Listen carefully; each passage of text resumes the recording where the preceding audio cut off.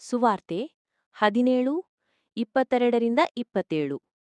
ಅವರು ನರಪುತ್ರನನ್ನು ಕೊಲ್ಲುವರು, ಆದರೆ ಮೂರನೆಯ ಪುನರುತ್ಥಾನಗೊಳಿಸಲಾಗುವುದು. ದಿನ ಆತನನ್ನು. ಆ ಕಾಲದಲ್ಲಿ ಶಿಷ್ಯರೆಲ್ಲರೂ ಒಮ್ಮೊಮ್ಮೆ ಗಲಿಲಯದಲ್ಲಿ ಒಟ್ಟಿಗೆ ಸೇರಿದ್ದರು.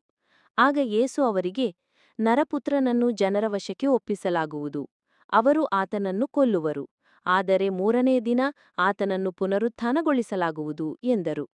ಅದನ್ನು ಕೇಳಿ ಶಿಷ್ಯರು ತುಂಬಾ ವ್ಯಥೆಗೊಂಡರು. ಯೇಸು ಮತ್ತು ಶಿಷ್ಯರು ಕಫೆರ್ನಹುಮಿಗೆ ಹೋದರು. ದೇವಾಲಯದ ತೆರಿಗೆಯನ್ನು ವಸೂಲಿ ಮಾಡುತ್ತಿದ್ದವರು ಪೇತ್ರನ ಬಳಿಗೆ ಬಂದು, ನಿಮ್ಮ ಗುರು ತೆರಿಗೆ ಕಟ್ಟುವುದಿಲ್ಲವೇ ಎಂದು ವಿಚಾರಿಸಿದರು. ಅದಕ್ಕೆ ಪೇತ್ರನು, ಹೌದು, ಕಟ್ಟುತ್ತಾರೆ ಎಂದು ಉತ್ತರವಿತ್ತನು. ಬಳಿಕ ಮನೆಗೆ ಬಂದಾಗ ಅವನು ಮಾತೆತ್ತುವುದಕ್ಕೆ ಮೊದಲೇ ಯೇಸು, ಸಿಮೋನ, ನಿನಗೇನನ್ನಿಸುತ್ತದೆ?